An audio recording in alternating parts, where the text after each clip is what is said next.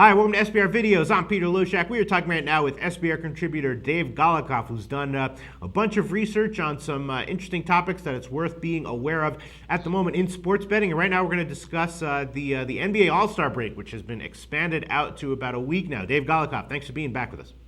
Thanks for having me, Pete. All right, so tell everyone, summarize this for us. What happened? The All-Star break has been extended a couple days? Yeah, exactly. I mean, in short, you can take a look at the notes on ESPN or wherever, but the All-Star break for the NBA is now going to be extended, about a week-long break.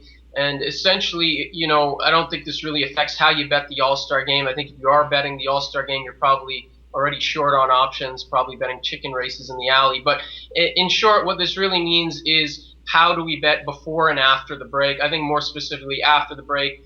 I think, as you know, a lot of handicappers look at how do teams play in back-to-back situations, 1 day's rest, 2 days rest, 3 days rest, 4 or more. So I think that's where this really affects how we bet on this sport and this news. I'm wondering if those extra few days, I mean, everyone talks about how, like, the NBA, the NBA players talk about how the NBA season is a grind and there's no way that they can come and, give 100% day in and day out. And that's actually one of the most important things to keep in mind when you're handicapping the NBA every day. I'm wondering, though, if those extra few days will really make that much of a difference. Maybe they will, maybe for the first week, but I'm wondering if they'll actually make that much of a difference in the grand scheme of things.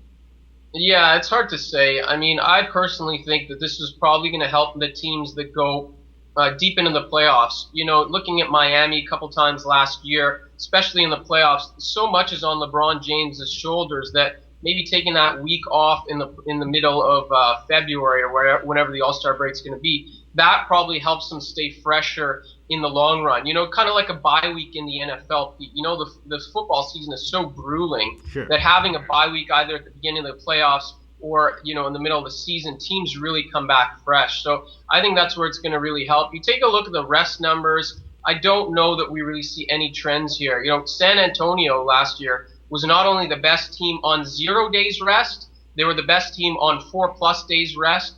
Of course, 4+ days rest is not typical during the season, so I think that really shows, how well they played in the postseason and how well they played in the postseason after rest. But when you take a look at 3+ days rest, which is more common in the regular season, all the teams getting that much rest regularly. The Spurs again, fantastic. I don't know if I mentioned the numbers, but 14-5 against the spread on 0 days rest, roughly the same on 3+ days rest. Memphis, of course, number 2 in 0 days rest and also played great with 3+ days rest as well. So I don't know that we see a whole lot of trends here, but I think you will see teams coming out fresh after the All-Star break. All right, well, definitely something to take note of and to be aware of. Thanks so much, Dave Golikoff. All right, we'll talk to you.